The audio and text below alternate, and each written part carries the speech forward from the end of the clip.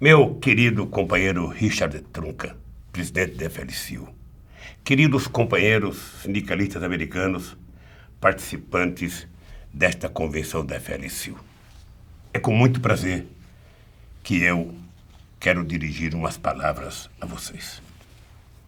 Eu fui sindicalista, fui metalúrgico e fui presidente do Sindicato dos Metalúrgicos do ABC em São Paulo em 1975, assumi a presidência e me afastei em 1980. Era um tempo muito difícil porque nós vivíamos subordinados a uma ditadura militar. Era difícil sindicalizar os trabalhadores e era praticamente impossível fazer qualquer movimento reivindicatório porque a repressão era muito forte. Mas foi exatamente em função dessa repressão que nós resolvemos nos rebelar e nos contrapor ao regime autoritário, fazendo as grandes greves neste país em 1978, 79 e 80 e nos anos subsequentes. Nós resolvemos desafiar porque nós não podíamos mais conceber a ideia das empresas brasileiras e multinacionais cada vez ficarem mais ricas e nós, trabalhadores, cada vez ficavam mais pobres. E foi exatamente a partir desse movimento que nós demos um salto extraordinário para que a gente pudesse restabelecer a democracia no nosso país. Em 1980, nós criamos um partido político porque eu descobri que no Congresso Nacional, de 513 deputados, só tinha 2 deputados operários.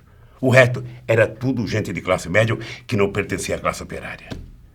Criamos o partido em 1980 e em 1983 nós criamos a Central Única dos Trabalhadores, que também era proibido por lei criar uma central e nós criamos mesmo sem a lei permitir. E consolidamos o processo democrático brasileiro, restabelecendo o primeiro presidente civil em 1985, depois de 23 anos de militarismo. Por que eu estou dizendo isso para vocês?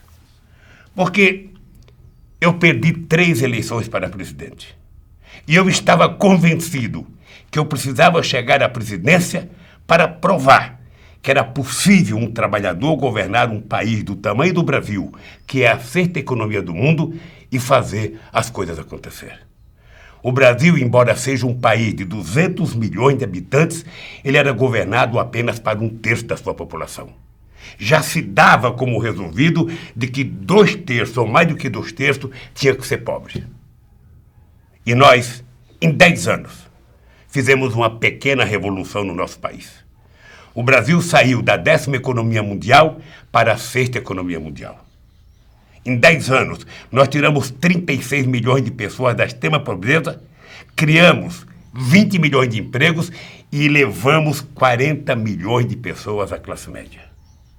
Em 10 anos, nós criamos programas sociais que revolucionaram o Brasil. Criamos um programa Luz para Todos, que levou luz elétrica nos lugares mais longínquos na Amazônia para 14 milhões de pessoas. Nós fizemos a maior política de crédito da história desse país para aposentado e para trabalhador que eram proibidos entrar em banco. Para a agricultura familiar, nós fizemos uma verdadeira revolução no crédito, fazendo com que as pessoas tivessem acesso a dinheiro com juro mais barato, com maior tempo para pagar. Essa revolução que aconteceu no Brasil fez com que nós, em 10 anos, construíssemos mais universidade do que foi construído em 100 anos. Construíssemos 2,5 vezes em 10 anos o que foi construído no século de escolas técnicas. Durante 10 anos, nós aumentamos o salário dos trabalhadores. Durante 10 anos, o salário mínimo aumentou todo ano. Isso permitiu que houvesse uma ascensão extraordinária do conjunto da sociedade brasileira e, sobretudo, da classe trabalhadora.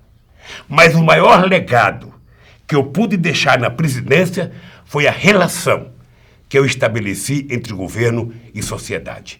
Nunca na história do Brasil os trabalhadores participaram tanto das decisões como no meu governo. A primeira coisa que nós fizemos foi criar um Conselho de Desenvolvimento Econômico e Social. em que misturávamos empresários, banqueiros, sindicalistas, índios, pastor evangélico, católicos, para juntos determinar a estratégia de desenvolvimento do país. Fizemos 74 conferências nacionais para discutir política de saúde, política de educação, política de segurança, política indígena, ou seja, para cuidar de todos os assuntos do país. Para que a gente pudesse convencer os trabalhadores de que eles podem fazer a diferença quando eles estão no governo. A ideia básica era criar a consciência de que o trabalhador, ele não foi feito, ele não existe apenas para bater palma para os outros. Ele foi feito para ser aplaudido. E eu estava convencido de que eu tinha que provar isso. E provei. Provei. E devo o sucesso do meu governo. Porque quando deixei a presidência da República, depois de sofrer a mais violenta oposição da imprensa brasileira, depois de sofrer, inclusive, tentação de cassação do meu mandato, eu provei de que o trabalhador tem mais competência para governar um país do que qualquer representante da elite desse país. Porque não basta conhecer teoricamente as coisas, é preciso sentir na consciência, na pele e no coração aquilo que o povo está passando. Foi assim que nós resolvemos a crise de 2008. Foi assim que o Brasil, embora sofra as consequências da crise que o mundo atravessa hoje, o Brasil conseguiu sofrer menos, continuou gerando empregos, continuou aumentando a renda dos trabalhadores e continuou fazendo política de transferência de renda, como nós fizemos do Bolsa Família. Essa convicção de que um trabalhador pode fazer é a certeza que eu quero passar para vocês, companheiros sindicalistas americanos. Eu fiquei surpreso, porque em 1975, eu ia na porta de fábrica em São Bernardo do Campo sindicalizar um trabalhador. No dia seguinte, o patrão mandava o trabalhador embora.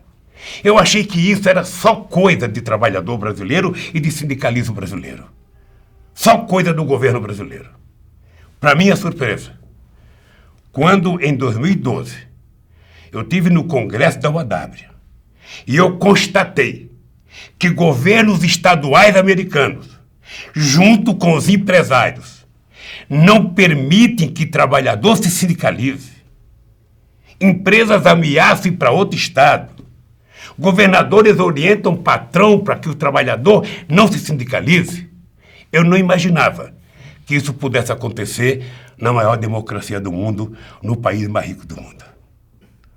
E eu queria dizer para vocês, companheiros e companheiras, que vocês não podem, diferentemente de nós, que temos que brigar cada dia para conquistar cada dia uma parte daquilo que vocês já conquistaram há 50 anos atrás, é que vocês têm que lutar cada vez mais para não permitir que vocês percam aquilo que vocês conquistaram durante anos e anos e anos com muita luta.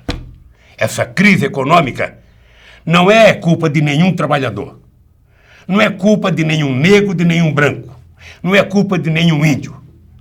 A culpa é da irresponsabilidade do sistema financeiro e dos governantes que não regularam o seu sistema financeiro. Portanto, eu quero dizer para vocês, a hora é de lutar cada vez mais. A hora é da gente dizer o seguinte: democracia não é apenas o direito de reclamar. Democracia é o direito de conquistar, é o direito de trabalhar, é o direito de estudar, é o direito de sindicalizar e é o direito de poder protestar. E eu tenho certeza que o sindicalismo que conquistou, que vocês conquistaram no século XX, não irão permitir que, por irresponsabilidade do sistema financeiro e de governantes que não regularam o sistema financeiro, os trabalhadores paguem com a perda das suas casas, com a perda dos seus empregos e com a perda dos seus salários. Quero terminar dizendo para vocês que contem comigo. Porque se um trabalhador metalúrgico aqui no Brasil conseguiu fazer o que nós fizemos no Brasil, certamente vocês, com muito mais razão, podem fazer muito mais nos Estados Unidos. Não permitir que haja retrocesso para os trabalhadores. Boa convenção, um abraço e até a próxima, se Deus quiser.